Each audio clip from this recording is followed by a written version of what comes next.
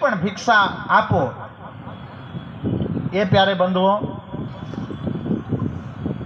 એ પાત્રમાં ભિક્ષાથી એ ભરાય નહીં. એક દિવસે ઓમ ભવતી ભિક્ષામ કરીને ભિક્ષા લેવા માટે આવ્યા ત્યારે રવિદાસ સંતના દ્વારે આવ્યા અને એ પોતાનો કર્મ કરતા હતા, જૂતા બનાવતા હતા અને ચર્મ કો ઉબાલતા હતા. તો ગુરુ ગોરખનાથ કહે છે કે હે દેવ મને ભિક્ષા આપો.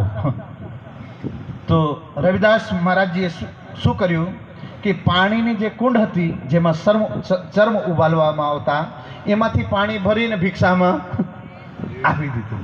ભિક્ષામાં આપી દીધું. ગુરુ ગોરખનાથ વિચાર કરે કે આવું કેમ પ્રભુ, આવું ભિક્ષામાં પાય?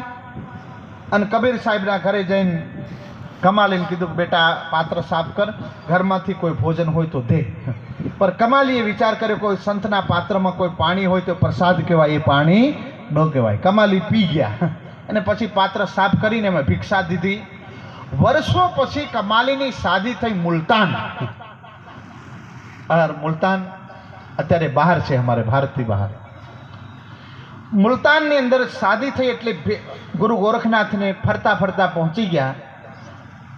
और જ્યાં કમાલીની શાદી થઈ એ જ ઘરે જઈ અને કીધું કે ઓમ ભવતી ભિક્ષામ દહી, હે દેવી મને ભિક્ષા આપો. એટલે એક મુઠ્ઠીભર ચાવલ લાયા કમાલી. ખાલી કેટલું?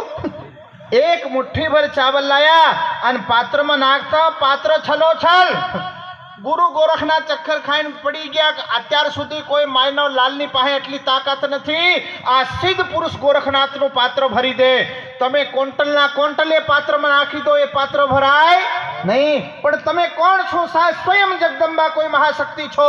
અને કીધું કે દેવી તમે કોણ છો? કયા રૂપે? કોઈ બાળકીના રૂપે, કોઈ દેવીના રૂપે પ્રગટ થઈને મારું પાત્ર ભર્યું. તમે કોણ છો? क्योंकि गुरु गोरखनाथ आ सिद्धनी कभी कोई પાસે આ તાકાત નથી આ પાત્ર ભરી દેવું. તમે કોણ છો?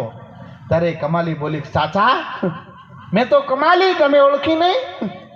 કબીરની છોરી. મારી शादी यहाँ થઈ. कमाली नहीं, आप कमाली नहीं हो सकती. बेटा ये शक्ति तुम्हारे अंदर कहां से आई?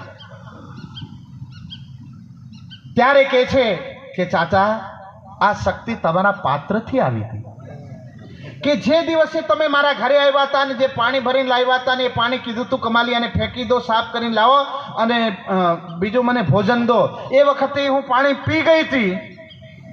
અને ત્યારથી હું જેને પણ હાથ લગાવું છું એ કામ એનું ડબલ થઈ જાય છે, કમ થતું નથી.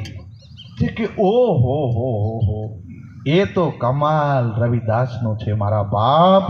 मैं बाहरी दृष्टि से देख्યું તું આ પાણી, હવે મારે ત્યાં જવું પડે. અને ગોરખનાથ ભાંગીને ભૂખો થઈ ગયા.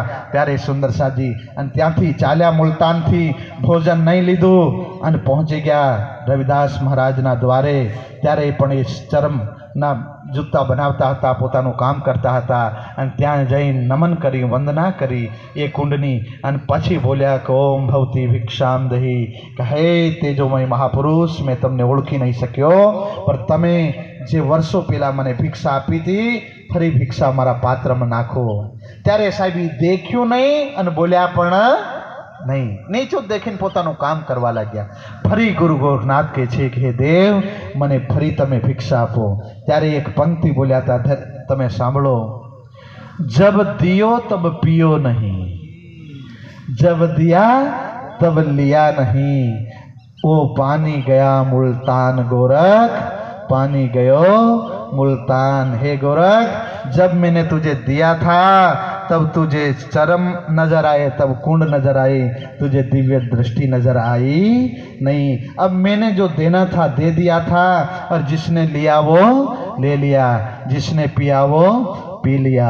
अब वो शक्ति चली जाएगी गोरख, अब दोबारा मैं तुझे बख्शिश नहीं कर सकता हूँ. बोलो श्री. समय समय बलवान है नहीं पुरुष बलवान, काबे अर्जुन लुटिया वही धनुष वही बाण. ओ मेरे सुंदर साध, समय की कद्र जिसने कर लिया उसने प्यारे बंधुओं अपने जीवन की, अपने सत्य की कदर कर लिया, वो बाजी हार के जाता है. नहीं तो रोज हसर क़यामत के दिन वो रो रो करके समय अपना पसार करता है, गुजारना पड़ेगा. क्योंकि एक न एक दिन परमात्मा के चरणों में जाकर के हमको हिसाब किताब कराना पड़ेगा, हिसाब देना पड़ेगा। धनी जी पूछશે તમને શું કર્યું સંસારમાં, કે સંસારમાં ગયા તા શું કર્યું, તો કે તારું મારું કર્યું. શું કર્યું? તારું મારું કર્યું. प्यारे सुंदर साजी, तारू मारू मूकी दो आ संसार में અને પોતાના આત્માનું કલ્યાણ કરવા માટે શ્રી પ્રાણનાથજીના ચરણોમાં આવો. प्यारे बंधुओं, 14 लोकनी दुनिया ने आ दावत छे कि सुनियो दुनिया आखरी भाग बड़ो है, तुम जो कबू कानो ना सुनी सो करो दीदार खसम. हिंदू, मुसलमान, सिख, ईसाई सारा ब्रह्मांड ने प्रेमनी पंक्ति में बांधवा माटे श्री प्राणनाथजीनी वाणी आवी छे. आ मुक्तिना द्वार खुली गया, आ निकलंक स्वरूप आवी गयुं छे. तो प्यारे सुंदर साजी, ए अर्ध लवे तारो कारसरे. देव दानव मानव ने प्रत्येक ने आ मुक्तिनी दावत दीधी छे श्री प्राणनाथजीए. जेम विष्णु भगवान नहीं बतावी शक्या हता द्वापर में, अत्यारे तो 18,758 ईलमवाणीना रूपे धणीए बधी ज वातो बतावी छे. सुंदर साजी, हवे तो आपणे लणवानुं रह्युं, बाकी खेतर में पाक तो पाकी गयो छे. और बसरते आपणी ताकात केटलो आपणे बचावी सकीए. तो आटलो सुंदर साथ स्वीकार करे. टूटी फूटी भाषा में हमने समझावानो प्रयास कर्यो. तो आवो सुंदर साथ हवे चौपाई दोहराओ. तब सब कीने पायो अचरज, तब सब कीने पायो अचरज, यो लक्ष्मी जी को दिखाया ब्रिज, यो लक्ष्मी जी को दिखाया ब्रिज. सोले कला दो स्वरूप पूर्ण, सोले कला दो स्वरूप पूर्ण. ए आए न कारण, हे आए हे न कारण, आए न कारण. बोलिए श्री प्राणनाथ प्यारे की जय. प्रणाम प्रणाम. सुंदर साथ जी, बहुत ही सुंदर भाव आचार्य श्री अर्जुन जी के माध्यम से. और આપણને પણ એમ લાગે કે જ્યારે જેમાં ભગવદ્ ગીતામાં આપણે શ્લોક સાંભળીએ ને, યદા યદા હિ ધર્મસ્ય ગ્લાનિર્ભવતિ ભારત અભ્યુત્થાનમ, આપણને લાગે કે આ અધર્મને હટાવવા માટે આવ્યા છીએ.